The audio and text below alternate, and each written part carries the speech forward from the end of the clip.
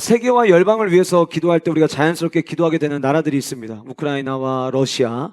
어제도 러시아가 우크라이나 지역에 드론을 비롯한 많은 공격을 또 해서 지금 굉장히 위험한 상황에 놓여져 있고, 또 이스라엘과 팔레스틴과의 끝나지 않은 전쟁 중에 있는 모습들을 가지고 우리는 세계를 위한 기도를 할 때 제일 먼저 그 나라들을 위해서 요즘 기도하고 있습니다. 특히 최근에는 이 이란과 이스라엘, 더 나아가 아랍과 이스라엘의 갈등에 이 전 세계 경제인들이 촉각을 곤두세우고 지켜보고 있는데요. 그 이유는 이 중동에서 일어나는 전쟁은 석유 파동을 가져오기 때문입니다. 물론 현대 인류 문명이 사용하는 에너지원은 다양합니다.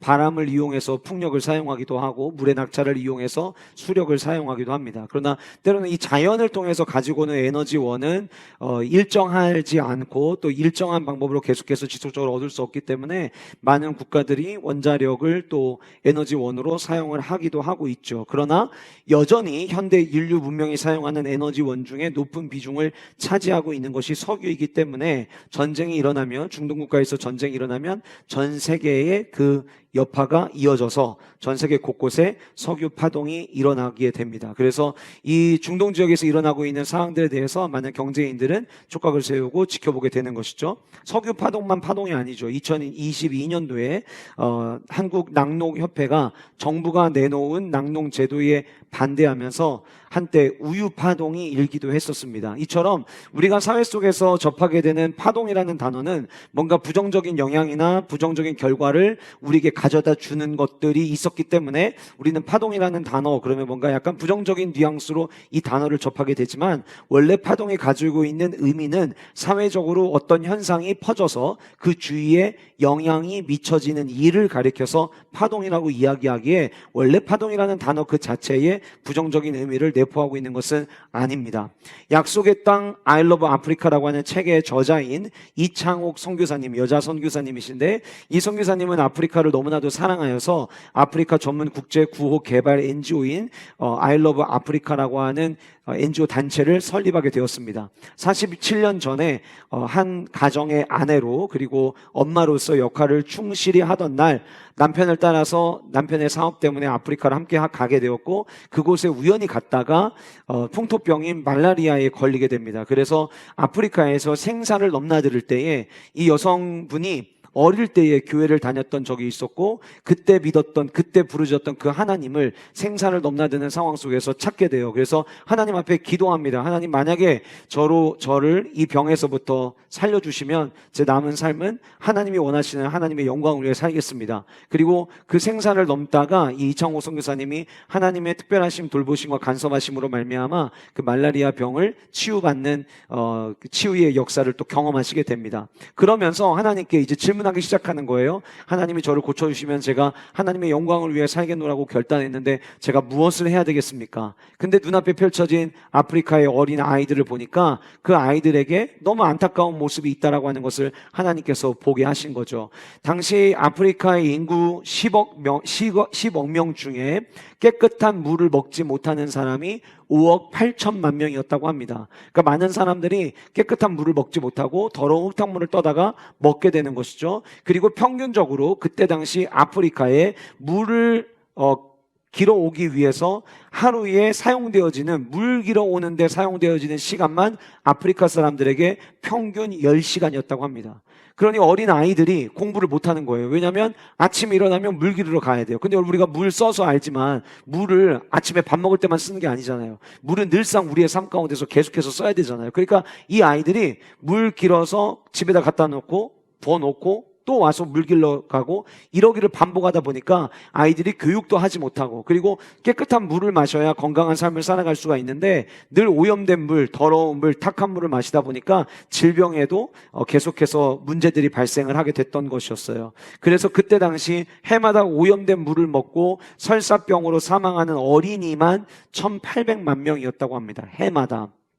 그래서 이 선교사님이 안 되겠다. 이 아프리카 사람들에게 깨끗한 물을 마실 수 있도록 우물을 파줘야겠다. 그리고 하나님 앞에 기도를 하기 시작합니다. 하나님, 내가 이 아프리카에 우물 2만 개를 팔 수 있도록 하나님 저에게 지혜를 주시고 은혜를 주시고 물질을 주옵소서. 그리고 그 아프리카 지역에 있는 일상을 사람들에게 알리기 위한 영상 프로젝트 회사를 만들게 되었고, 영상을 만드는 것을 계속해서 알리면서 사람들로부터, 기업으로부터, 교회로부터 지원을 받아서 우물 파는 사역을 계속해서 하기 시작을 하였습니다. 우물을 파기 시작을 하니까 아이들이 우물 팔러 가기 위하여 하루에 10시간 소비하는 일들을 줄이게 되었고, 그러다 보니까 아이들이 공부할 수 있는 시간을 확보하게 된 거예요. 처음에는 우물만 파다가 나중에는 그 우물 근처에 학교를 세우게 되었고, 아이들이 공부하지 못하던 아이들에게 공부할 수 있는 기회를 제공하기 시작했습니다. 더러운 물을 먹어서 질병이 있었던 아이들이 점점 질병에서부터 회복되어져 가는 모습을 볼 수가 있었고, 이제는 우물 곁에 학교에서 끝나는 게 아니라 그 학교 옆에 교회를 짓기 시작하면서 그 아프리카 사람들에게 복음을 전하는 사역까지 펼치는 모습을 기사를 통해서 접한 적이 있었습니다. 이창옥 선교사님은 하나님께서 주신 마음을 가지고 고민하고 기도하면서 우물을 파기 시작했습니다. 근데 그 우물이 가져온 파동은 늘 질병에 있던 신음하던 아이들이 질병에서부터 자유해지기 시작을 했고, 공부하지 못하던 아이들이 공부하기 시작하게 되었고, 복음을 듣지 못하던 수많은 영혼들이 복음을 듣게 되는 수많은 파동을 가지고 오게 되었던 것입니다. 여러분, 조그마한 대야에 한 방울의 물을 떨어뜨려도 그 물이 파동이 되어서 물결을 만들어내는 것을 아마 여러분들은 보신 적이 있으실 겁니다. 작은 대야에 떨어지는 그 물 한 방울이 얼마나 큰 위력을 가지고 있겠습니까? 그럼에도 불구하고 그 한 방울의 물도 물결을 만들 수 있습니다. 우물 하나 팠지만 그 우물 하나 파기 시작한 것이 계속해서 우물 파기가 이어져 가면서 교육을 받지 못했던 아이들이 교육을 받기 시작하고 예수 그리스도의 복음을 받아들이기 시작했다는 거. 하나의 지하수를 팠을 때도 그런 파동이 있다면 생수의 근원 대신 예수 그리스도의 십자가의 복음이 우리의 삶 가운데 들어올 때 우리의 삶 가운데 파동이 일어나는 것은 어쩌면 매우 지극히 당연한 일이라고 생각이 되어집니다. 어제부터 7월 21일부터 진행되는 우리 다음 세대 연합 신앙 심령 부흥회를 우리가 앞두고 어제부터 D-Day 50일 기도회를 시작하였습니다. 어제 제가 기도하기 위해서 모인 자리에 짧게 말씀을 전하면서 한 목사님에 대한 이야기를 했습니다. 김웅국 목사님이라고 하는 분이신데, 이분이 한 청년 집회에서 설교하시면서 그 설교를 맨 처음에 시작할 때 어떻게 시작하셨는가에 대한 이야기를 제가 잠깐 이야기를 드리게 됐어요. 김웅국 선교사님이 청년들이 모인 집회에 오기로 하였는데 집회 시간에 딱 맞게 도착을 못한 거예요. 그러니까 찬양 인도하는 분이 강사 목사님이 도착할 때까지 계속 찬양 인도를 시간을 계속 끌면서 찬양 인도를 하는 거죠. 그러다가 그 목사님이 도착을 하게 됩니다. 자기도 많이 늦었다는 걸 알아서 들어오자마자부터 강단까지 뛰어서 올라갔어요. 막 뛰어서 올라오니 마이크를 잡자마자 얼마나 숨이 차는 게 느껴졌겠어요. 그렇게 숨이 차 있는 상황에서 수많은 청년들은 왜 강사 목사님이 늦게 왔을까에 대한 궁금증도 분명히 가지고 있을 텐데, 그때 그 목사님이 마이크를 잡고 헐떡이는 그 숨을 가라앉히면서 이야기를 꺼내기 시작합니다. 사실 제가 오늘 여러분들과 말씀을 전하기 위해서 오는 중에 제가 덤프트럭과 제가 타고 있던 차가 정면 충돌하게 되었고, 그 차가 여러 바퀴 구르게 되었습니다. 그런데 여러분들이 보시다시피 제가 이렇게 멀쩡하게 오늘 이 자리에 도착하게 되었습니다. 이 이야기를 하니까 거기 모여있던 모든 청년들이 마치 이 집회를 위해서 트럭과 정면 충돌했음에도 불구하고 하나님이 지켜 보호하셨구나라고 하는 거에 감사라도 하듯이, 시키지 않았는데도 학생들이 박수치기 시작을 하는 거예요. 그런데 이 모든 것이 그 목사님의 계산된, 계획된 설교의 시작이었던 거예요. 갑자기 학생들이 막 박수를 치니까 이 목사님이 정색을 하더니 청년들에게 이렇게 외칩니다. 이게 박수칠 일입니까? 그러니까 목사님이 안전하게 돌아온 거에 대해서, 하나님이 지켜주시고 보호하신 거에 대해서 감사한 마음을 담아 박수를 치던 청년들이 갑자기 분위기가 싸해진 거예요. 이게 박수 칠 일이냐고 화를 내니까. 그리고 나서 목사님이 이런 이야기를 합니다. 어떻게 덤프트럭과 승용차가 정면 충돌해서 차가 여러 바퀴 굴렸는데 멀쩡할 수 있습니까? 어떻게 예수 그리스도의 십자가를 정면 충돌했다면 어떻게 멀쩡할 수 있습니까? 고요해졌어요. 십자가를 만나면 파동이 일어나야 되는 게 정상인데, 십자가와 정면 충돌했다고 이야기는 하는데 삶에 아무런 변화가 없는, 그럼에도 불구하고 나와서 힘차게 찬양 부르는 그 청년들에게 역설적으로 묻는 질문이었던 거예요. 여러분들은 정말 복음을 만난 것이 맞습니까? 라는 질문이었던 것이죠. 십자가를 만나면, 생수의 근원이신 예수 그리스도를 만나면 삶의 파동이 쳐야 되는 것이 맞는 거예요. 저는 오늘 말씀을 여러분들과 함께 나누면서 여러분들의 삶에는 복음을 통해 일어나고 있는 파동이 내 삶 가운데 있는가, 오늘 이 예배를 통하여 점검하는 은혜가 저와 여러분들 모두에게 있기를 간절히 소원합니다. 지난주 주일 예배가 끝나고 이어서 21절부터 말씀까지를 읽어 내려가는데 어떻게 보면 그냥 별거 없는 에피소드처럼 보였어요. 그리고 그냥 지나가는 이야기로 이런 일이 있었습니다라고 이야기하고 넘어갈 만한 본문이었는데, 이 본문을 읽어 내려가는 동안 복음이 있는 곳이, 복음이 일으켜낸 파동은 어떤 파동이 있는지를 성경은 저에게 이야기해주고 있는 것 같았습니다. 그것이 무엇인지 세 가지를 여러분과 함께 나눠보실 텐데, 나는 지금 복음을 경험한 자인가? 우리가 2주 전부터 계속 말씀 나눴던 것처럼 나는 요한의 세례에 머물고 있는 아볼로와 같은 자인가? 아니면 성령의 세례를 경험함으로 말미암아 성령의 동행하심을 가지고 날마다 살아가고 있는 성도인가? 만약 그렇다고 한다면, 후자라고 한다면 저와 여러분들의 삶에는 파동이 있어야 하는 것이 정상일 것이고, 그 파동은 오늘 본문에 나타나는 세 가지의 파동이어야 할 것입니다. 제가 오늘 말씀의 제목을 정하면서 복음이 있는 곳에 나타나는 파동이라고 했어요. 제가 이제 동으로 끝났는데 오늘 세 가지, 여러분들 삽지에 들어갈 세 가지의 단어 모두가 끝에 동으로 끝납니다. 첫 번째, 복음이 있는 곳에 어떤 파동이 있는가? 행동이라고 하는 파동이 있다라고 하는 거예요. 행동이 있다, 행동.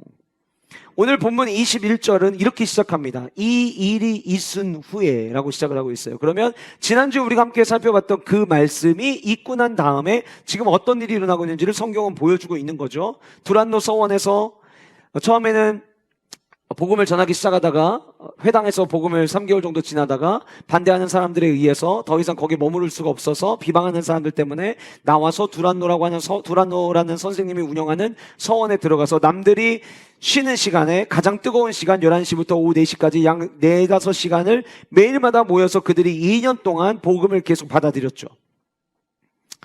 두란노 서원이 제자훈련의 장소가 되고, 두란노 서원에서 말씀이 퍼져나가는 진원지가 되어지고, 그곳에서부터 말씀이 퍼져나가면서 거기에 대한 말씀에 대한 은혜로 하나님께서는 사도 바울, 말씀 사역자였던 사도 바울에게 병든 자를 고치고 귀신 들린 자를 내쫓는 사역까지. 근데 직접 가지 않아도, 대면하지 않아도 비대면으로 사도 바울이 가지고 있었던 앞치마를 가져다가 올려놓아도 낫는 신비한 일들이 일어났습니다. 에베소는 마술사들이 많이 있었던 지역이었고, 그 모습을 보고 신기하던 마술사들이 귀신 들린 자를 어디 한번 나도 내쫓아봐야지, 그래서 사도 바울이 하는 방식 그대로 예수 그리스도의 이름을 빌려다가 귀신 쫓는 시도를 했는데, 그 귀신이 이렇게 이야기하죠. 내가 예수도 알고 내가 바울도 아는데 너는 누구냐? 그리고 난 다음에 그 사람 위에 올라타서 그 사람을 괴롭게 하였고, 결국은 여기서 빠져나가지 않으면 이러다가 죽겠구나 싶었던 그 마술사는 자신의 몸 입고 있었던 옷을 벗어준 채 도망가였어요. 그게 지난주 이야기였고, 그 이야기가 있고 난 다음에 마술사들이 그동안 자기들이 마술을 하기 위해서 배워왔던 수많은 책들을 가져다가 모두 불태웠죠. 그 일이 일어남으로 말미암아 말씀은 점점 더 흥왕하여 퍼져나가기 시작한 이 일이 있은 후에, 그러니까 오늘 본문은 약 2년이 넘는 시간 동안 지금 이 에베소라는 지역 두란노에서 하나님의 말씀이 계속해서 흥왕하고 퍼져나가기 시작하는 바로 그때를 얘기하는 거예요. 그때 바울이 마게도냐와 아가야를 거쳐 예루살렘에 가기로 작정하여 이르되 내가 거기 갔다가 후에 로마도 보아야 하리라 라고 이야기하는 내용이 오늘 본문에 등장을 합니다.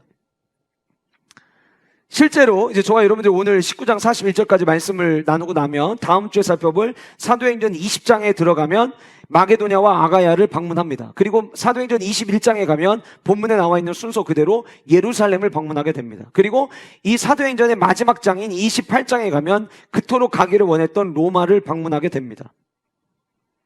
사도 바울은 늘 로마를 방문하기를 원했어요. 로마서 1장 15절에 보면 사도 바울이 이렇게 이야기합니다. 그러므로 나는 할 수 있는 대로 로마에 있는 너희에게도 복음 전하기를 원하노라. 왜 사도 바울은 그렇게 로마를 가기를 원했을까요? 아마 전도 여행을 통해서 1차 전도 여행, 2차 전도 여행을 쭉 다니면서 모든 지역들을 다 갔는데, 그때마다 사도 바울은 이런 생각을 했을 거예요. 아, 지금 이 시대는 도시가 다르더라도 로마의 지배와 로마의 영향권과 팍스 로마, 모든 것이 로마로 통하는 이 시대라고 하는 사실을 눈으로 직접 목격했을 거예요. 그렇다고 한다면 늘 복음에 대한 열정을 가지고 있었던 사도 바울이 더 많은 곳에 이 복음을 빠르게 전할 수 있는 방법이 무엇일까에 대한 고민을 저는 했으리라고 생각을 하고, 그 고민에 성령 하나님의 은혜가 더해짐으로 말미암아 그는 오늘 본문에서 이야기하는 마게도냐와 아가야를 거쳐 예루살렘, 그리고 나중에 로마까지 가야겠다라고 하는 계획들을 아마 세웠던 것 같아요.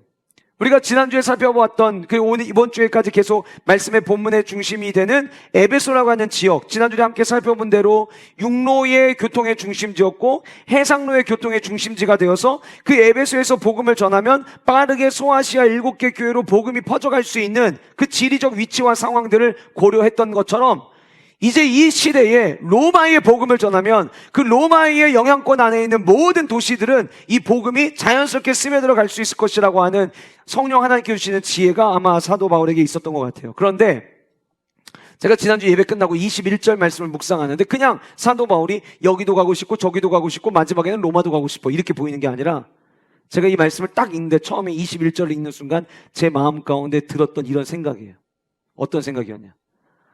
참 가만히 있지를 않네, 이 생각이었어요. 이런 말씀드린 것처럼 에베소에 있는 사람들은요, 회당에 있었던 사람들, 비방하던 사람들을 제외하고 지금 에베소의 문화는 비록 그곳이 아데미 신전이 있는 곳이었고 아데미 여신상을 믿는 사람들이 많은 곳이었지만 2년이라는 시간 동안 정착해서 복음을 전함으로 말미암아 도시에 있는 많은 사람들이 복음화되고 있는 도시였어요. 다시 말씀드리면 지금까지 많은 도시들을 돌아다녔지만 에베소만큼 계속 머물러 눌러 앉아 있으면서 복음을 전하기 좋은 환경이 갖고 있는 도시가 없다라고 하는 거예요. 그런데 예수 그리스도의 십자가의 복음을 경험한 사도 바울은 가만히 있지를 않습니다. 계속 움직입니다. 계속 행동하더라라고 하는 거예요. 에베소가 성취화되는 감격스러운 모습을 보았고 복음에 대한 열매를, 그 풍성한 열매를 통해서 지금까지도 힘든 전도 여행을 다녀왔던 사도 바울의 입장이라면 이제는 좀 쉬엄쉬엄 이곳에서 복음 전하면서, 그래 이제 이 에베소에서는 사람을 세워야겠다, 충분히 합리적인 생각일 수 있어요. 그런데 사도 바울은 그 자리에 머무르지 않게 됐다는 거예요. 저는 우리 영가족들이 2024년 갑절의 축복을 주옵소서 주제를 가지고 달려가면서 저와 여러분들 모두에게 사도 바울의 열정이 있기를 원합니다. 그러나 복음에 대한 열정은 반드시 행동의 파동을 가지고 와야 된다라고 하는 거예요. 제가 오늘 이 21절 말씀을 묵상하는 가운데 제 마음 가운데 삼위일체 하나님은 어떤 분이신가에 대한 질문을 하게 됐어요. 성부 하나님이 어떤 하나님이신지. 성부 하나님은요, 구약에 하나님께서 우리를 자녀 삼아 주시고 이스라엘 백성들이 애굽의 종노릇 하고 있을 때 그들을 이끌어내겠다고 말씀하신 그 하나님은 다양한 방법과 기적을 통해서, 일하심을 통해서 그들을 건져 주셨어요. 구약에 등장하는 수많은 이스라엘 백성들의 역사 가운데 하나님은 한 번도 졸거나 주무신 적 없이 늘 일하시는 하나님이셨어요.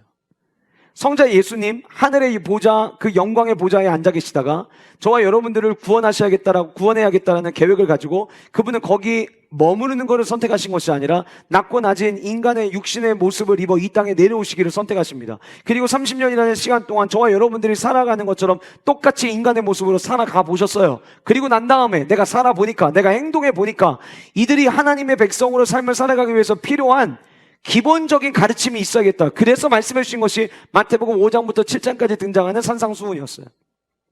그리고 그 예수님께서는 결국 이 땅에 내려오실 때 가지고 계셨던 목표 그대로 십자가를 바라보고 끝나신 것이 아니라 그 십자가에 친히 달려 죽으셨습니다. 행동하신 거죠. 그리고 주님은 말씀하신 대로 다시 살아나셨어요. 올라가시면서 말씀하십니다. 내가 너희들에게 약속한 성령이 임할 때까지 예루살렘을 떠나지 말고 기다려라. 자, 주님의 사역은 끝났어요. 그리고 이제부터는 성령 하나님의 사역이 시작됩니다. 성령 하나님이 약속하신 대로 오순절 마가의 다락방에 임하셨고요. 그들에게 성령을 부어주셨고요. 그리고 성경의 신약성에 나오는 사도 바울이 걸어가는 그 모든 여정마다, 그리고 신약성경에 등장하는 모든 서신서들마다, 모든 책들마다 성령 하나님의 일하심의 모습을 성경은 우리에게 고스란히 그대로 다 보여줍니다. 그리고 지금 저와 여러분이 살아가는 이 시대 속에서 저와 여러분들이 눈에 보이진 않지만 내가 힘들고 지쳤을 때, 내가 쓰러졌을 때 성령 하나님은 저와 여러분들 곁에 오셔서 저와 여러분들을 지금도 일으켜 주고 계십니다. 우리 지난주에 은혜 받았다고 우리가 고백한다면, 그 은혜 받고 난 다음에 오늘 우리는 이 자리에 왜 모였습니까? 성령 하나님이 지난주에 저와 여러분들에게 임재하셔서 우리에게 은혜 주시는, 행동하시는 모습을 우리에게 보여주기 때문이었던 거예요. 제가 삼위 하나님이 어떤 분인지에 대한 생각을 하다가 문득 이런 생각을 던져봤어요. 만약에 우리 하나님이 말만 하시는 하나님이라면 어떨까? 내가 너희들을 종로를 하던 곳에서 내가 건져줄게, 말만 하시고 아무 일을 안 하신다면, 내가 독생자 예수 그리스도를 보내주겠다고 구약의 그 많은 선자를 통해서 예언하셨는데 말만 하시고 예수님을 보내주지 않으셨다면, 예수님이 만약에 이 땅에 오셨는데 내가 십자가에서 죽음으로 말미암아 너희들을 구원할 거야 라고 다니면서 제자들에게 이야기하셨지만 말만 하시고 십자가에 못 박혀 죽지 않으셨다면, 성령 하나님을 보내주시겠다고 약속하셨는데 성령 하나님이 계신지 안 계신지, 지금 우리 옆에서 역사하고 계신지 안 하고 계신지 우리가 전혀 알 바가 없이 그저 우리가 살아감으로 말미암아 여전히 외롭고 여전히 쓸쓸하고 여전히 넘어져서 일으켜줄 사람 없이 살아가는 우리의 인생이라면, 과연 이 자리에 저와 여러분들이 모일 이유가 있을까요? 저와 여러분들이 오늘 이 자리에 모일 수 있었던 이유는 삼위 하나님은 행동파 하나님이시기 때문이었어요. 저와 여러분들은 그 하나님을 따라가는 자들이에요. 성도는 말만 하는 게 아니라 행동해야 하는 거예요. 진짜 복음을 경험한 자와, 우리 아볼로의 말씀을 다시 가져와서 말씀을 드려볼게요. 요한의 세례에 머문 자와 성령의 세례를 받아 성령의 인도하심을 따라 살아가는 자의 차이가 있다면, 요한의 세례를 받은 자는 말만 할 수 있는 거예요. 아볼로가 자기가 알고 있는 성경의 지식에 대해서 말은 기가 막히게 했어요. 그러나 그의 삶이 다른 누군가에게 유익을 줄 수 있는 삶은 아니었다라는 걸 우리는 이미 말씀을 통해 살펴보았어요. 근데 성령의 삶을 살아가는 자들은요, 그 성령의 은혜를 통하여 행동하는 삶을 살아갑니다. 목사님, 성령의 삶을 살아가는 걸 행동하는 삶을 살아간다는 걸 어떻게 그렇게 자신 있게 이야기하세요? 왜 그런 줄 아세요? 성경은 성령의 9가지 열매를 이야기하는데 그 9가지 열매, 성령의 역사 눈으로 안 보입니다. 그러나 성령님이 역사할 때 나타나는 열매는 보입니다. 9가지 열매 모두 다 추상명사지만 그 추상명사가 삶을 통해서 보여지는 거예요. 무슨 얘기냐면 성령 하나님의 역사, 성령 하나님의 동행하심을 따라가는 자들의 삶에는 그에 따른 행동이 남는다는 거예요. 성령의 9가지 열매, 사랑, 희락, 화평, 이거 전부 다 눈에 보여지는 거예요. 와, 저 사람 진짜 교회 사랑하는구나.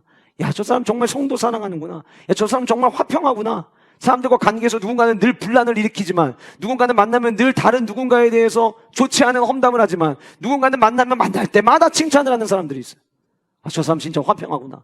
보여지는 거예요. 성도는 어떤 삶을 살아가야 되냐면 보여지는 행동하는 삶을 살아가야 한다라고 하는 거예요. 여러분, 예수님께서 마태복음 28장, 우리가 잘 아는 그레이트 커맨드, 우리에게 주신 대명령, 그 대명령을 이야기하신 말씀을 가만히 살펴보면 그 말씀의 모든 내용은 한 가지를 이야기합니다. 마태복음 28장 18절 말씀, 예수께서 나와 말씀하 이르시되 하늘과 땅의 모든 권세를 내게 주셨으니. 자, 보세요. 그 권세를 주셨다라고 이야기해요. 모든 권세를 하나님께서 예수님께 주셨대요. 그래서 그 주신 권세를 가지고 19절에 이야기하십니다. 그러므로 너희는 가서 모든 민족으로 제자를 삼아 아버지와 아들과 성령의 이름으로 세례를 베풀고 내가 너에게 분부한 모든 것을 가르쳐 지키게 하라. 모두 동사입니다. 모두 행동입니다. 하나님이 말뿐인 하나님이 아니라면 예수 그리스도의 십자가의 복음을 받아들인 성도는 말뿐인 성도가 되면 안 되는 거예요. 아유, 기도해야 되는 거 아는데, 아유, 전도해야 되는 거 아는데, 예배 생활에 더 힘써야 되는 거 아는데, 그 얘기를 뭐 한 1, 2주 하면은 그럴 수 있어요. 그 상황이 그러니까. 근데 지금 그 얘기만 1년, 5년, 10년 짜고 계시다면 여러분 질문하셔야 돼요. 내 안에 복음이 있는가? 요한의 세례가 전부라고 나는 착각하고 있는 것은 아닌가? 늘 성령에 충만한 삶을 살았던 사도 바울은 가만히 있지를 못했어요. 만약에 할 게 없으면 그는 하나님 앞에 엎드려 기도합니다. 주님, 이제 제가 해야 될 일이 무엇입니까? 하나님 또 가르쳐 주세요. 그럼 또 그 자리에서 묵묵히 그 일을 하는 거예요. 누가 알아보느냐 알아보지 않느냐가 아니에요. 성도는, 제가 예전에 말씀드렸죠. 성도는 명사형 성도는 없습니다. 진짜 성도는 무조건 동사형 성도여야 되는 거예요. 복음이 있는 곳에는 반드시 행동이 따라와야 합니다. 저는 우리 모든 세종왕의 영가족들이 행동하는 크리스찬 되시기를 주님의 이름으로 축복합니다. 요즘 대한민국 정치가 너무 속상해요. 너무 안타까워요. 여기는 여러분들 중에는 여당을 지지하는 분들도 계실 거고 야당을 지지하는 분들도 계시겠지만 글쎄 모르겠어요. 여당의 눈으로 봤을 때는 야당이 못하고 있는 것 같고 야당의 눈으로 볼 때에는 여당이 못하는 걸 봐서는 제가 보기에는 여야 다 못하고 있다고 생각을 합니다. 정치가 서로 협치가 안 돼요. 저는 어릴 때부터 제가 중학교 때 저희 국어 선생님을 굉장히 존경하는데 이유가 왜 그러냐면 그 선생님이 매 주마다 내줬던 숙제가 뭐냐면 한 주는 한겨레 신문, 한 주는 조선일보를 사설을 필사해 오는 숙제를 내주셨어요. 그래서 저는 어릴 때부터 진보의 글도 읽어봤고 보수의 글도 읽어봤어요. 근데 그때 제 정치 잘 모르지만 떠올려 보면 요즘 정치하는 분들을 보고 뉴스를 보면 예전 우리 어르신들 공감하시겠지만 차라리 삼김 시대가 낫던 것 같아요. 그 삼김 시대 때는요, 서로 비판할 거는 비판하더라도 늘상 만나서 서로 손을 마주하고 손을 마주잡고 서로 머리를 맞대고 해결 방안을 함께 찾아냈었어요. 근데 지금은 그런 모습이 전혀 보이질 않아요. 근데 그 어른들이 그 삼김 시대를 이렇게 머릿속에 생각하다가 저마다 다 명언들이 있거든요. 그 삼김 어른들이 정치인들이 던졌던 말들이 있는데 그 중에 김대중 전 대통령이 이야기하셨던 그분의 어록, 그분의 마치 그분 하면 떠올리는 말이 제 머릿속에 스치고 지나갔어요. 그게 뭐였냐면 행동하는 양심이었어요. 그분은 이렇게 이야기를 합니다. 정치하는 사람들이라면 양심이 있다면 행동하자.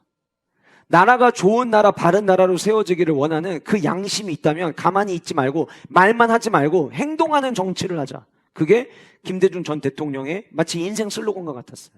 근데 제가 문득 이번 주 설교를 준비하다가 제 안에 이런 질문을 해보게 된 거예요. 양심과 믿음, 양심과 신앙을 저울 위에 올려놓고 만약에 무게추를 단다면 여러분들은 뭐가 더 상위 개념이라고 생각하세요? 저는 믿음과 신앙이라고 생각합니다. 자, 이유는 이래요. 믿음과 신앙 안에는 도덕적, 양심적, 윤리적 삶에 대한 가르침이 함께 포함되어 있어요.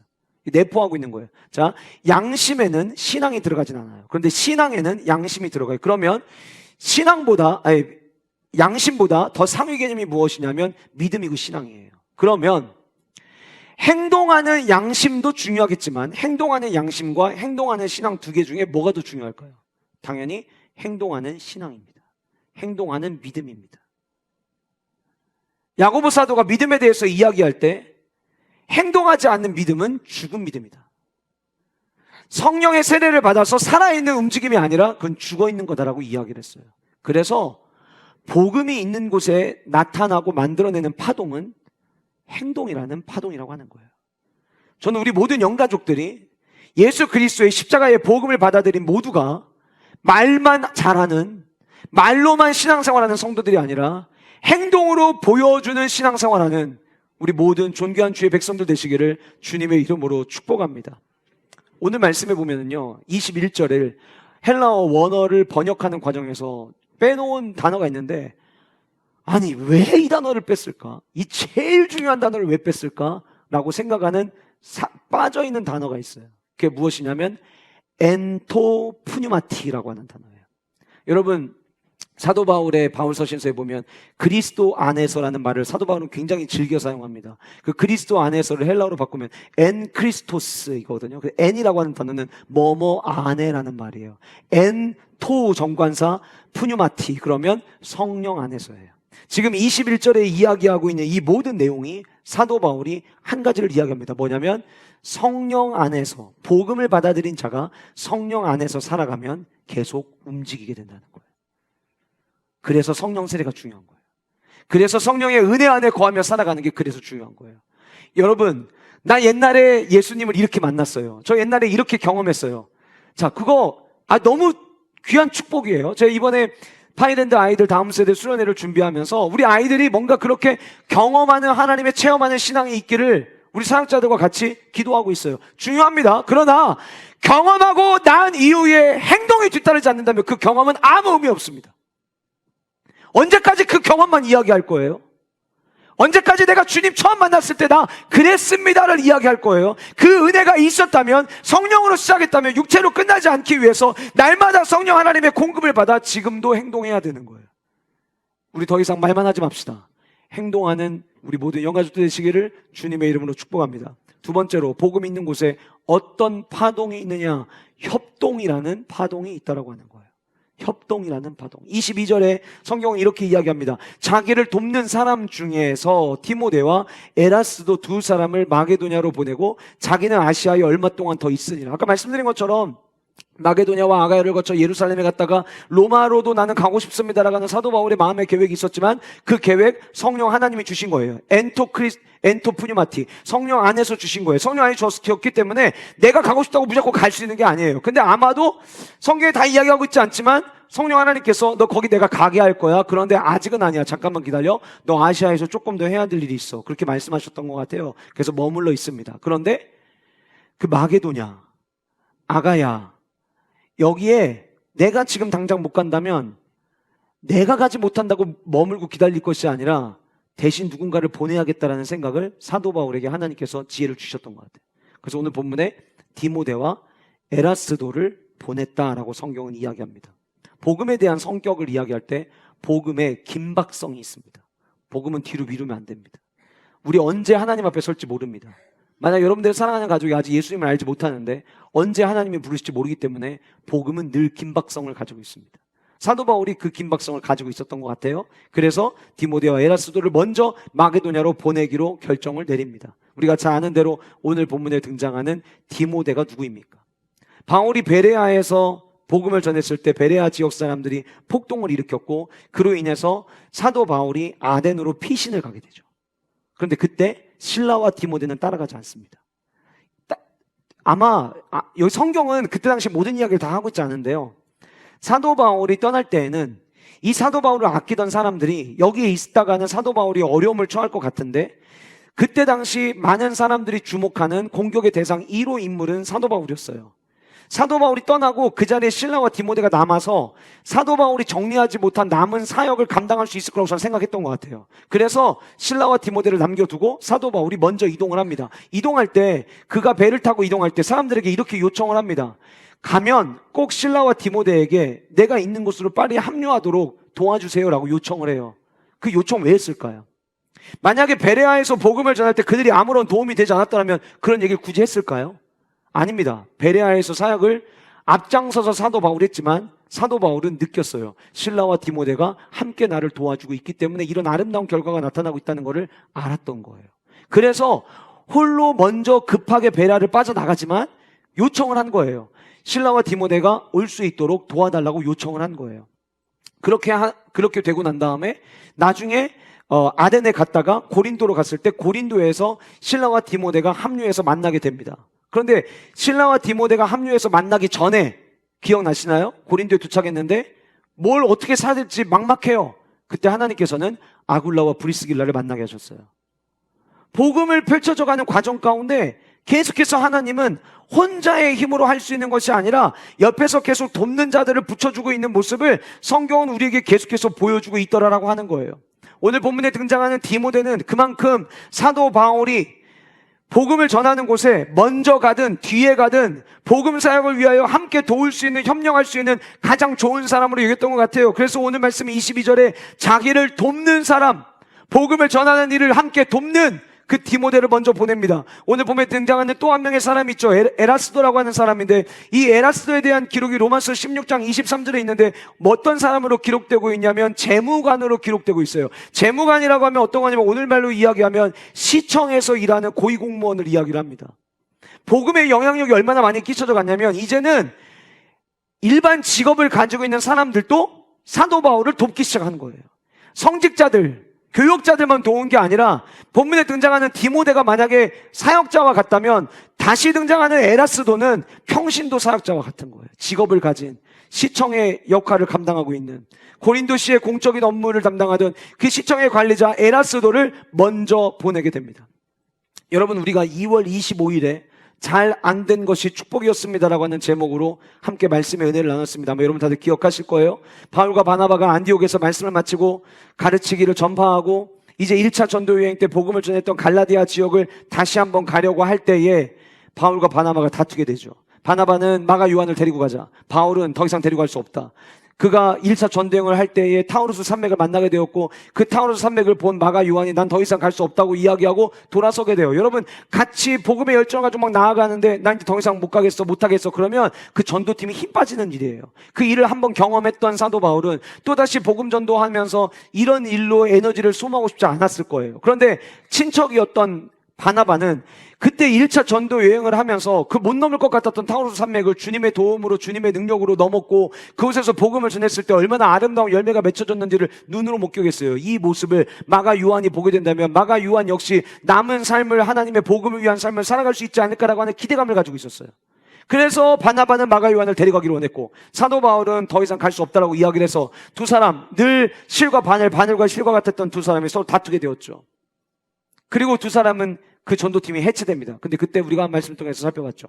그게 해체가 아니라 하나님은 또 다른 팀을 만들었어요. 그때부터 마가 요한은 바나바를 돕게 되고요. 그 도움으로 말미암아 아프리카 지역에 복음이 뿌려지는 아름다운 결과를 가져오게 됩니다. 그리고 바울은 그 이후에 신라를 주님이 붙여주시고 그 이후에 디모데를 붙여주시고 그 위에 의사였던 누가를 붙여주시면서 복음 전도 여행할 때 혼자 걷지 않고 늘상 같이 가게 하셨어요.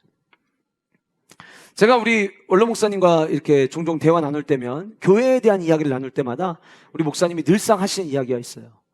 우리 교회가 여기까지 건강하게 올 수 있었던 이유는 먼저는 주님의 은혜고 두 번째는 그때그때마다 교회를 가슴 뜨겁게 사랑했던 동역자들이 있었기 때문이었다는 이야기를 늘 하세요. 무슨 얘기냐면 40년 동안 원로 목사님 혼자 교회를 세운 게 아닌 거예요.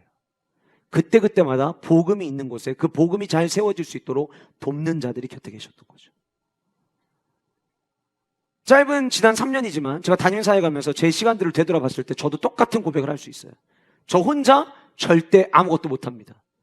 그러나 담임사역자가 바뀌었음에도 불구하고 늘 같은 마음으로 옆에서 사역을 도와주시는 장로님들과 우리 사역자들, 곳곳에 숨어져 있는 평신도 사역자들이 자기의 역할을 감당하면서 함께 협력함으로 말미암아 교회가 건강하고 안전하게 세워져 가고 있는 거죠. 복음이 있는 곳에는 반드시 협력이 있다라고 하는 거예요. 여러분, 주님이 우리에게 주신 복음은 우리로 하여금 예수 그리스도를 닮아가게 합니다. 근데 예수 그리스도는 자아중심적 삶을 살지 않으셨고 타자중심적 삶을 사셨어요. 만약 예수님이 자기만 보셨다면 절대 십자가에 못 박아 죽지 않으셨을 거예요. 주님은 나를 위한 삶이 아니라 남을 위한 삶을 사셨어요. 남을 위한 삶을 사셨기에 우리 이번 주 형제스쿨에서 빌립보서 2장에 있는 말씀 함께 살펴보았지만 주님께서 그 낮고 낮은 비천한 몸으로 이 땅에 오신 그 예수 그리스도의 성육신을 이야기할 때 성경은 그 앞에 무슨 얘기를 이야기하냐면 빌립보 교회가 서로를 돕는 하나 돼야 되는 이야기를 먼저 하고 예수님 이야기를 했어요. 뭘 의미하는 걸까요? 교회가 협력하기 위해서 우리의 롤 모델 예수 그리스도를 봐야 되는데 그 예수 그리스도는 혼자 살겠다고 하셨던 분이 아니라 우리를 살리기 위해서 자기를 내우셨던 분이라는 거예요. 그래서 복음을 성령의 세례로 받아들인 자는 나 하지 않고 내가 아닌 다른 사람들을 돌아보게 됩니다. 오늘 이 자리에 계신 여러분들 가운데는 일주일의 개인적 상황과 형편 때문에 일주일에 한 번 주일 예배 나오시는 분들 계실 수 있어요. 거기에 지금 머무시는 분이라면 저 거기에 여러분들이 한 가지 더 도전하시기를 오늘 이 시간에 권면하고 싶습니다. 뭐냐면 신앙생활 하실 때 여러분들 혼자 신앙생활 절대 못합니다. 성경적이지 않습니다. 옆에서 넘어졌을 때 일으켜주는 사람이 있어야 됩니다. 제가 어제 저녁에 이제 설교 준비를 마무리하면서 원고를 다시 한번 이렇게 보고 있는데 제 책상 옆에 침대가 있어요. 침실과 서재를 같이 쓰고 있거든요. 이제 마무리를 하고 있는데 서연이가 그 침대 와가지고 이제 누워 있었어요. 누워 있는데 이제 안에서 저희 아내가 서연아 이제 씻으러 들어와야 돼. 그래서 이제 빨리 씻으러 들어오라고 이야기를 하는 거예요. 얘가 누워 있는데 갑자기 누워서 손을 이렇게 저한테 내미는 거예요. 이거 뭐 해달라는 거예요? 이렇게 해달라는 거예요. 그래서 제가 서연아, 아빠 지금 설교 준비하고 있어. 너 혼자 일어날 수 있잖아. 빨리 얼른 일어나서 빨리 엄마한테 빨리 들어가. 빨리 가서 빨리 샤워해. 거기 있으면 좀 일으켜 줘봐.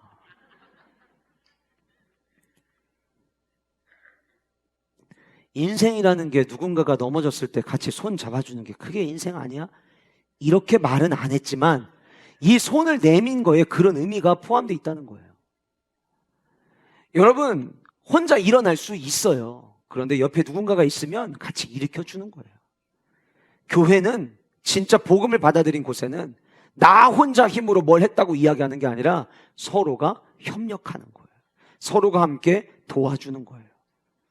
어제 저녁부터 우리 다음 세대를 위한 50일 작전 기도회가 시작이 되었습니다. 오늘 49일째인데 기도회가 시작되면서 어제 저녁에 아이들이 오고 각 파일랜드 선생님들이 모였고 아이들의 어머니 아버지들이 오셨어요.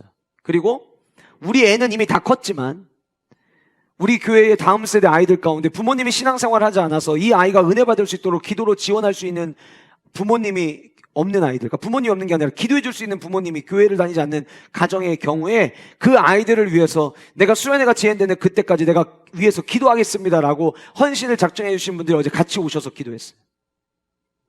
여러분, 수련회 왜 하는 거죠? 그 아이들에게 예수 그리스도의 십자가의 복음을 전해주기 위함이에요. 왜 우리가 함께 모여서 기도합니까? 복음은 협력이에요. 내가 낳은 아이가 아니어도 이 아이가 복음의 삶을 살아가기 위해서 함께 복음을 먼저 경험한 자로서 협력하여 기도할 때 하나님은 복음의 열매를 맺게 하실 줄 저는 믿습니다. 복음은 협력의 파동을 가지고 와야 되는 거예요. 나는 지금 협력하고 있는가? 나는 지금 협동하고 있는가? 나는 홀로 신앙생활하고 있는가? 아니면 내 옆에 나를 도와주는 사람이 있는가? 나는 홀로 신앙생활하고 있는가? 아니면 나는 내 옆에 있는 사람을 신앙생활을 잘할 수 있도록 나는 지금 도와주고 있는, 협동하고 있는 성도인가? 저는 우리 교회 안에 신앙생활 하는데 목사님 외로워요 라고 말하는 분이 한 분도 안 계셨으면 좋겠어요. 만약에 신앙생활 하는데 나 너무 외롭다 그런다면 뭔가가 잘못되어 있는 거예요. 신앙생활은 복음이 있는 곳에는 절대 혼자가 있어서는 안 됩니다. 서로 함께 협력하고 손잡아주고 일으켜주는 것, 그것이 복음이 낳은 파동이라고 하는 거예요. 마지막 세 번째로 복음이 있는 곳에 나타나는 파동은 소동입니다. 소동. 시끄럽게 떠들어대면서 술렁이는 것을 가리켜 우리는 소동이라고 이야기를 하죠. 23절 말씀에 그때쯤 돼요. 그러니까 디모데와 에라스도 두 사람을 마게도냐로 보내고 자기는 아시아에 얼마 동안 있을 때에 바로 그때에 이 도로 말미암아 더 웨이 예수 그리스도를 따라가는 그 길, 그 도로 말미암아 적지 않은 소동이 일어났습니다. 복음의 길을 제시했는데 복음의 길로 인해서 소동이 일어난 거예요. 자, 복음은 긴박성을 가지고 있지만 복음은 저항성도 가지고 있습니다. 선교지에서 늘 이야기하는 거예요. 복음의 긴박성과 복음의 저항성을 알고 있어야 된다. 그러니까 어느 한 지역에 복음을 전하러 가면 늘상 빠르게 복음을 전해야 되는 긴박성 가지고 복음을 전할 때에 그 복음을 받아들이지 않으려고 하는 저항하는 세력이 있다라고 하는 거예요. 근데 어떤 일이 있었는지 구체적인 이야기가 24절부터 등장을 하는데 데메드리오를 하는 어떤 은장색이 은으로 아데미의 신상 모형을 만들어 직공들에게 적지 않은 벌이를 하게 되었다. 적지 않은 벌이를 하게 되었는데 이거는 뭐 그냥 조금 벌었어요 이런 의미가 아니에요. 적지 않은 벌이가 됐다는 거는 많이 벌었다는 거예요. 그래서 그 다음에 25절에 이야기합니다. 25절 뒷부분에 보면 이렇게 이야기하죠. 여러분도 알거니와 우리의 풍족한 생활이 이렇게 이야기해요. 이들이 하던 일을 통해서 이들이 배부른 삶을 살았어요. 배부른 삶을 살았는데 뭔가 지금 문제가 일어난 것 같아요. 어떤 문제냐? 여러분 혹시 랜드마크에 가면 그 랜드마크 옆에 소품샵, 기념품 파는 곳 가면은 무조건 있는 게 있습니다. 뭐죠? 머리띠요. 네. 머리띠도 있을 수 있어요. 네. 머리띠는 랜드마크가 아니어도 여기 위에 편의점에 가도 있어요. 근데 랜드마크 가면 그 랜드마크 옆에 있는 기념품 샵에 꼭 파는 게 있어요. 뭘까요? 예? 뭐 자석. 예. 또요. 뭐 자석이 있다는 건 아마 그 말 안에 뭐 약간 포함이 되어 있을 텐데 뭐냐면 그 모형을 축소해 놓은 거예요. 경주의 첨성대를 가면 그 첨성대 옆에 있는 기념품 샵에 가면 그 첨성대를 내 손 안에 넣을 수 있게 만들어 놨어요. 뉴욕의 자유여신상 가서 배 타고 나오잖아요. 그럼 거기 앞에 기념품 샵에 가면 그 큰 자유여신상을 내 주머니에 내 손에 잡을 수 있도록 조그만하게 만들어놨어요. 지난주 말씀드렸죠. 에베소의 아데미 신전은 파르페논 신전보다 4배나 컸고 사람들은 무수한 사람들이 그 신전 한번 보겠다고 몰려들었어요. 그리고 그 신전 안에는 아데미 여신상이 있었어요. 사람들이 이런 생각 안 했겠어요? 왜 이렇게 이 아데미 여신상에는 가슴이 많아요? 아, 그거는 젖을 상징하는 거예요. 풍요로움을 상징하는 거예요. 당신 집에 이거 하나 갖다 놓으면 당신의 집에도 풍요로움이 있을 거예요. 그러면 거기 와서 본 사람들이 갈 때 그냥 가겠습니까? 가가지고 기념품장 가가지고 아데미 여신상 사가지고 가는 거예요. 그 웅장한 큰 사이즈는 내가 가져갈 수 없지만 아데미 신전 만들어 놓은 그 모형 사가지고 갔는데 본문에 그걸 은으로 만들었대요. 결코 싸지 않은 거예요. 결코 싸지 않은 그 기념품을 그들이 사가지고 갔고 그 기념품을 열심히 만들어서 오는 수많은 관광객들에게 팔았으니 얼마나 많이 벌었겠습니까? 그런데 이 에베소의 두란노 서원을 중심으로 벌써 2년이 넘게 하나님의 말씀을 가르치기 시작을 하는데 언젠가부터 매출이 안 나와요. 이전같이. 왜 그런가 하고 봤더니 사도 바울이 전하는 그 복음 메시지 때문에 와가지고 그 아데미 여신상 보러 왔던 사람이 엉겁결에 복음을 듣기 전이라면 이거 무조건 사갈 텐데 이거는 우상이라는 거를 뻔히 아니까 사가지를 않기 시작하고 그러다 보니까 매출이 가면 갈수록 계속 떨어지기 시작을 하는 거예요. 그래서 26절에 이야기합니다. 이 바울이라는 인간이 에베소뿐 아니라 이 거의 전 아시아를 통하여 수많은 사람들에게 지금 이렇게 말한다. 뭐라고 말하느냐? 사람의 손으로 만든 것이 어떻게 신이 될 수 있냐? 이 아데미 신전, 아데미 여신 전부 다 사람이 만든 건데 어떻게 그게 신이 될 수 있습니까? 그 사람들이 안 사는 거예요. 안 가져가는 거예요. 그래서 27절에 이 영업이 천하여질 위험이 있으니 무슨 얘기냐면 예전에는 우리의 이 직업이 명성을 떨쳤는데 이제 그 명성을 떨칠 수 없는 상황이 되었다라고 이야기를 하는 거예요. 우리의 영업에 문제가 생겼다. 우리의 자리가 뺏기게 생겼다라고 이야기를 하면서 앞에서 27절에는 우리가 더 많이 벌어야 되는데 더 많이 벌지 못하는 뭐 때문에? 복음이 들어와서 자기들이 더 많이 벌지 못하는 것 때문에 이 바울을 가만히 놔두면 안 된다고 이야기를 하면서 그런데 사람들을 소동시켜야 되잖아요. 선동을 해야 되잖아요. 그러니까 그 다음에 이렇게 이야기합니다. 큰 여신 아데미의 신전도 무시당하게 되고 온 아시아와 천하를 위하는 그의 여신상의 위엄도 떨어지고 있다. 가만히 있으면 되겠냐? 그러니까 사람들이 그 말을 듣고 화가 난 거예요. 뭐야? 우리가 매출이 안 오르는 이유가 이 바울 때문이었어. 그래서 화가 난 거예요. 그래서 그때부터 외치기 시작합니다. 뭐라고 외쳤냐? 크다 에베소 사람의 아데미여. 여러분 그 성경책에 에베소 동그라미 치고 아데미에만 동그라미 쳐보세요. 이게 왜냐면요 당시에 모든 지방마다 그 지방을 붙잡아주는 신이 있잖아요. 그러면 동그라미 친 에베소에다가 그 지역 이름을 넣고 뒤에 신 이름에다가 그 지역의 신의 이름을 불러서 노래했어요. 여기 에베소에서만 이렇게 부른 게 아니라 모든 도시마다 크도다 뭐뭐뭐뭐 지역의 뭐뭐뭐 신이여 이렇게 외쳤던 거예요. 그 노래를 그들이 지금 외치기 시작을 하는 거예요. 온 시내가 요란하기 시작합니다. 그때 바울과 같이 다니는 마게도냐 사람 가이오와 아리스다고를 붙잡아가지고 연극장으로 끌고 들어갑니다. 마치 예수님이 십자가 못 박히실 때 예수님의 제자들 눈치 봤던 것처럼 야, 저 예수님이랑 같이 있던 자들 아니야? 그게 지금 이거 펼쳐진 거예요. 그래서 사도 바울과 함께 다니던 사람들을 잡아다가 연극장으로 달려갔어요. 연극장이 소극장이 아니에요. 사진 보여드릴게요.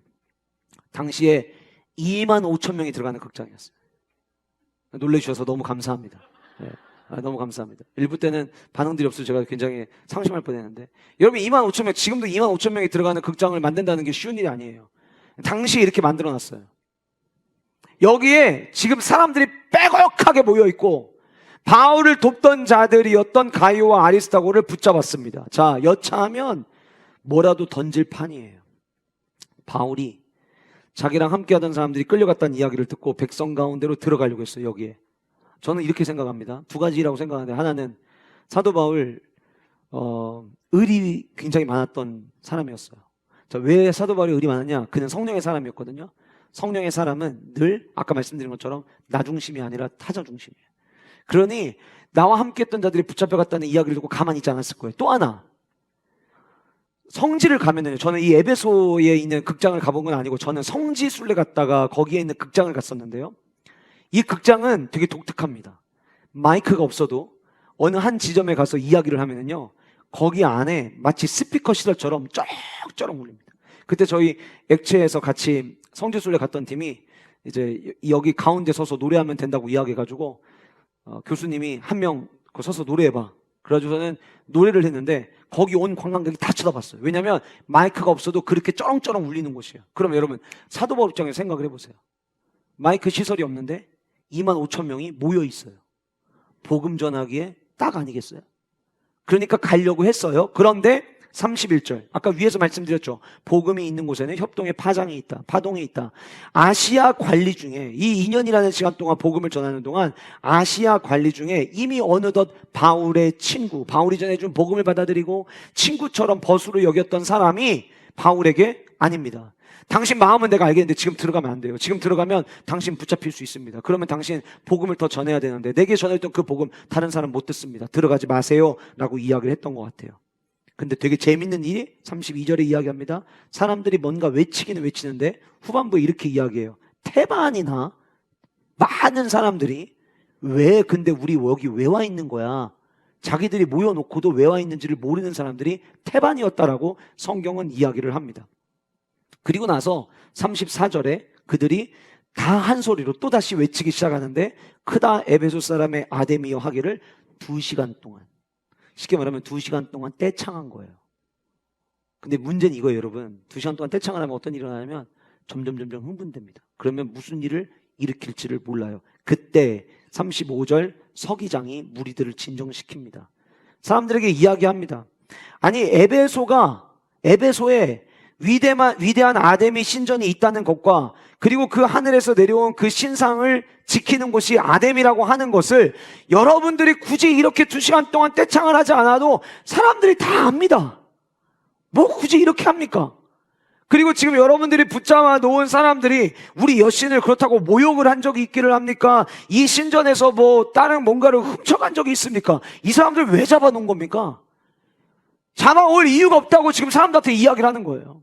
그러면서 이렇게 모여서 괜히 또 다른 문제가 일어날 수 있으니 이제 이쯤 하면 그만하고 다들 돌아가시죠. 그래서 마지막 41절에 이에 그 모임을 흩어지게 하니라. 많은 사람들이 흩어졌어요. 자, 보세요, 여러분. 제가 지난주에 처음 이 말씀을 읽을 때 23절에서부터 41절까지는 데메드리오를 중심으로 한, 쉽게 말하면 복음이 들어와서 자기 밥그릇 뺏긴 사람들이 한탄하고 소동 일으키는 이야기로 그냥 들렸어요.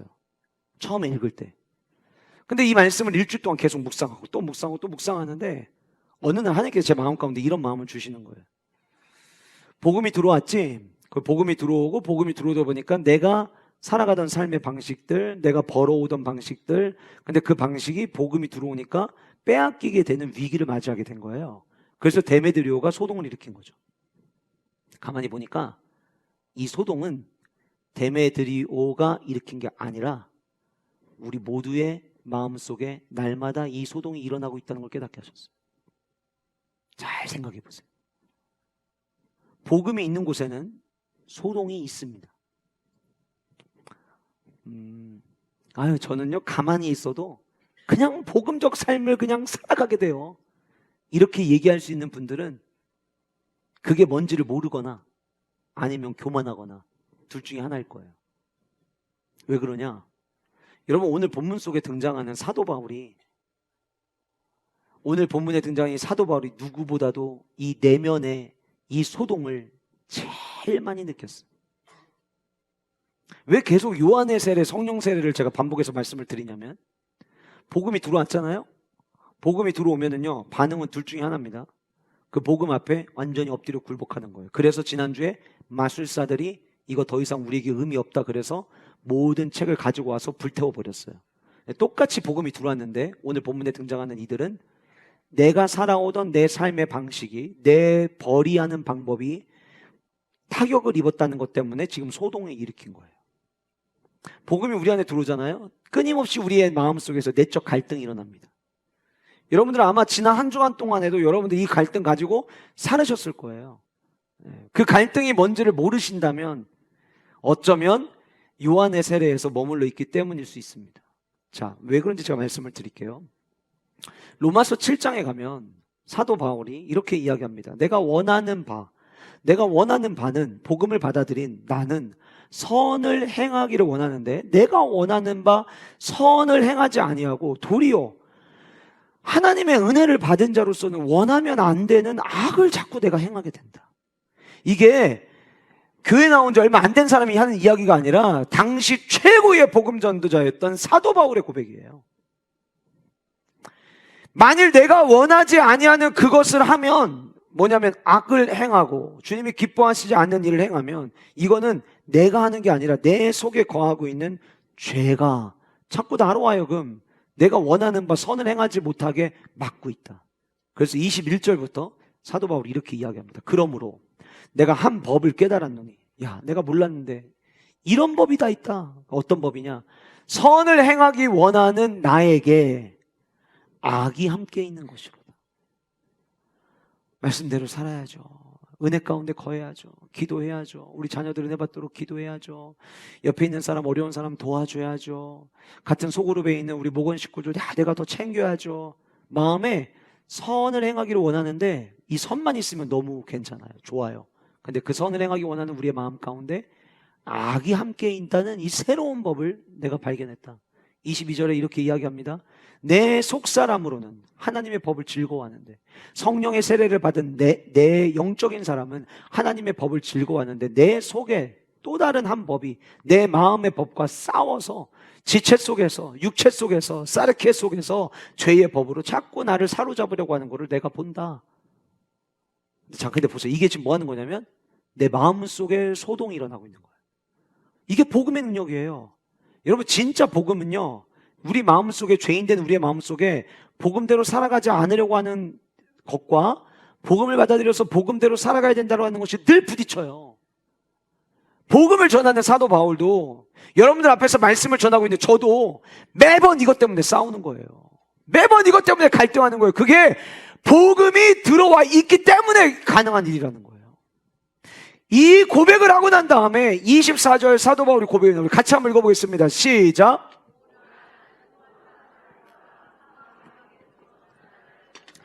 여러분, 오라 나는 공고한 삶. 이게 여러분 지성적으로 막 굉장히 아주 그냥 고상하게 오라 나는 곤고한 삶, 이게 고백하는 게 아니에요. 이 말은요 절규입니다. 절규. 아니, 어떻게 성령의 세례를 받았다고 하는 내가 자꾸 나도 모르게 이렇게 악한 일이 드러나려고 하지? 그래서 뭐라고 고백하는 거냐면, 와, 나는 비참한 사람이구나. 복음이 들어와 있는데 뭐라고 고백하고 있냐면, 나 비참한 사람이구나. 여러분, 실상 저와 여러분들이 날마다 해야 되는 고백은, 주님 내 안에 성령을 부어줘. 왜 우리가 이 고백해야 되는 줄 알아요? 여러분, 사도 바울이 그렇게 복음 전하고 그렇게 성령의 삶을 살고 입만 열면 엔크리스토스, 입만 열면 엔터 푸니마트를 이야기하는 그 사도 바울이 늘상 성령 안에 거하던 그 사람이 하는 이야기가, 나는 비참한 사람이다. 그렇게 성령 충만한 삶을 사는데도요, 왜 이렇게 내 안에 또 다른 내가 그렇게 많은지, 내 속에 내가 너무도 많아, 가시나무의 가사처럼 왜 그러는지. 그런데 여러분 잘 보세요. 요한의 세례로 끝나잖아요. 혹은 성령으로 시작했는데 육체로 맞춰있는 분들 있잖아요. 이런 분들은 지금 이렇게 반응합니다. 그럴 수 있어. 원래 인간이 연약해. 죄 지을 수 있어. 뭐 굳이 그런 가지고 괴로워해. 그러다 또 언젠가 또 이렇게 좋은 패턴 오면은 또 그때 또 뜨겁게 생활하면 되고 말씀대로 살면 되는 거. 어떻게 말씀대로 사냐? 이거는요, 죄송하지만 성령으로 시작했는데 지금 육체로 맞춰가고 있는 과정 가운데 있는 분들의 고백이에요.